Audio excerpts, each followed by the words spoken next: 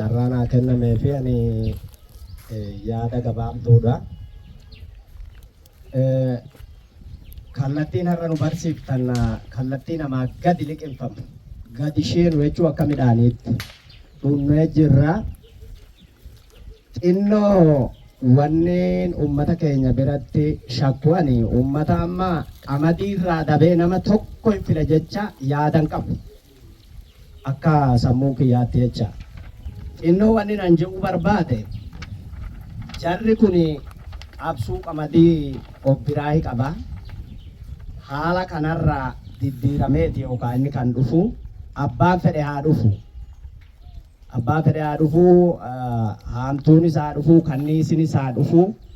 Xinnoo ishiin ani jedhuu barbaade jarri kun amma afuri kan mul'atu.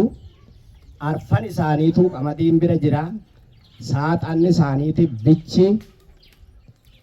Jarri kun affaa isaaniitti saaxina qaba.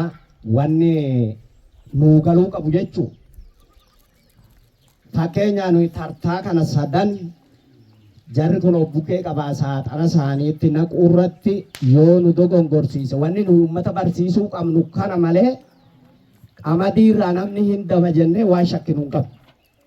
Qamadii silas biyya kan namni kadhamarrattuu baree jira. Amma immoo isa ofii qonnu kuni yaanni biraa wanni nu mudatu hin jiruudha. Fixeen jiraa galatooma.